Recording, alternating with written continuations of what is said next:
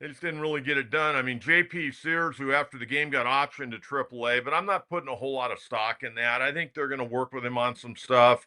Number one, they got to work on his command of his fastball. He was up in the zone.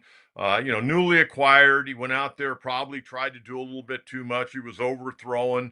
First outing in a Padre uniform didn't go well. 5 innings, 10 hits, 5 runs, 5 earned runs, a walk, a hit batter, 4 strikeouts. Gave up that home run to Tyler Locklear. He came to San Diego with a 7-9 record and a 4.95. Okay, he's not Randy Johnson or Sandy Koufax, but what I saw the other night, he can be better. I think he's going to have to change his pitch mix a little bit, and he's obviously going to have to command that fastball much better. Now he'll go down there. He'll be back. When he'll be back, I don't know. Maybe in 2 weeks he'll be back. But right now, the Padres are stockpiling some arms. Randy Vasquez is down in AAA. We're going to see Randy back. I think they want to slow his innings down. He's already thrown a few more innings this year than he did a year ago. But a tough night for J.P. Sears. Wandy Peralta came in that night. Yuki Matsui came in, gave up a run, but wasn't going to really make the difference. Padres get beat 6-2. They were out hit Monday night 12-6. They were 2 for 7 with runners in scoring position. Offensively, not a whole lot that night. Ramon Laureano had a 2-hit game. Nobody else had a 2-hit game. Machado had a hit. Merrill had a hit. Cronenworth a hit, RBI, and that was about it. So not a great Monday night. Not a great Monday night at all. Then last night, I mentioned a 3 hours and 50-minute ball game. Padres exploded for those 5 runs in the 11th. Overall, there were some really good offensive performances last night. Manny Machado, a 3-for-5 night, a walk, couple of runs scored. Xander Bogaerts, 2-for-5, his 8th homer. Did strike out 3 times. Ramon Laureano is just going crazy. 3-for-5 last night, a single, double, triple, 3 RBIs, and Cronenworth starting to show a little bit of life. 2-for-4, couple of walks, a double, 2 RBIs, and a couple of runs scored. So overall, Padres out-hit the Diamondbacks 14-6. They left 14 runners on base, but they were 6-for-19 with runners in scoring position. How about Torey Lovell's ball club last night? They left 7 runners on base.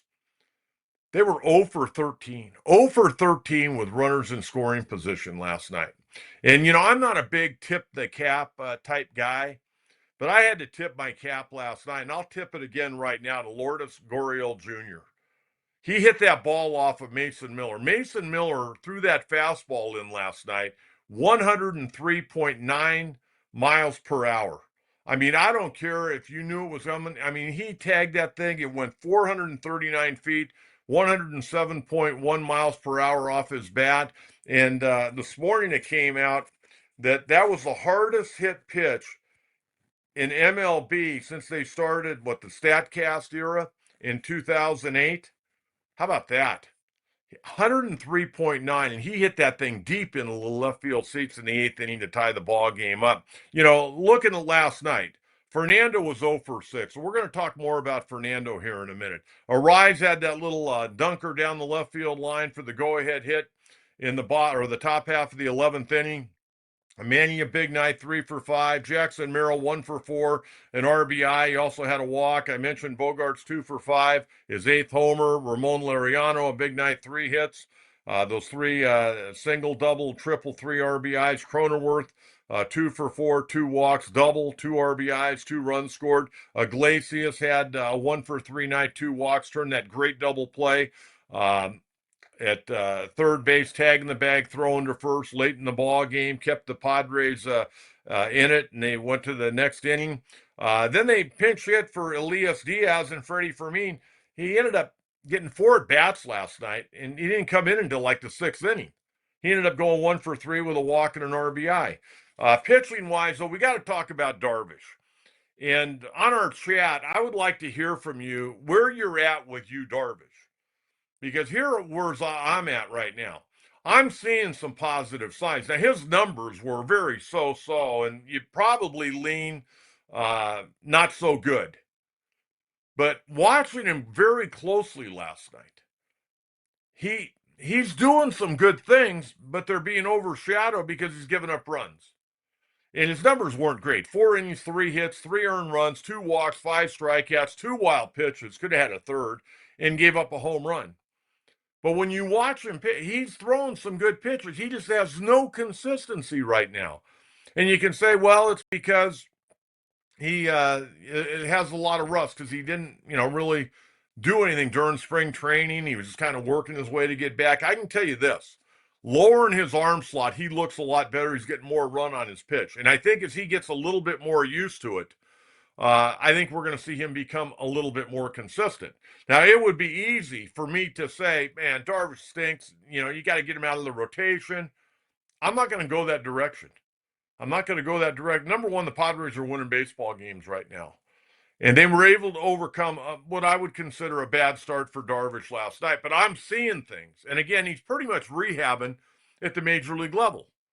And they're asking him to go more than 1 or 2 innings like the Dodgers were asking Ohtani. They're asking him to go out there and, give me 4 or 5 or 6. And we saw in the one start he had 7. He wasn't great last night, but he wasn't awful either. And what I'm seeing good movement. He's just not landing pitches when he needs to land them right now. But I think he will. I think he will. He looks pretty good out there. I know last night he appeared to be very, very frustrated, but I think he's going to be okay. I think he's going to be okay. If he can stay healthy, I think he's going to be okay. And you look at his numbers now. They're not great. He's got a 6.51 ERA and 6 starts. That's not good. But he's making progress. And I think with the Padre deep bullpen, they don't have to ask a whole lot. It's like if they get to the playoffs, and right now they're playing great baseball, they're going to be a playoff team unless they just spit the bit. And they got some tough games coming up. After Arizona tonight, they got an off day. Then they got Boston, they got the Giants, the Dodgers, and they got the Giants again, and then the Dodgers again. Dodgers got off the schneid last night, finally started swinging the bat. They're 1-1 in their series against the Cardinals. They play a day game today. And Ohtani's pitching today. I wonder if Ohtani will pitch when he's in San Diego. That'll be interesting. We'll figure that out here in another week or so. But as far as Darvish, uh, I was disappointed last night. But watching with a real solid eye, I saw some progress. I saw some progress last night, and I think he's still trying to learn how to be a different pitcher. But he is making progress, even though the numbers did not look good. And it'd be easy for anybody to say, when you look at the bio, oh my God, another bad start by Darvish. It wasn't great. It was so-so. But I'm seeing, from a guy that worked a lot with pitchers over the years, I'm seeing signs of him being able to be a little bit more consistent. And the more innings he logs, as long as he's healthy, I think he's going to be okay. And I think he can help this ball club. I really do. Okay, I want to talk about Fernando.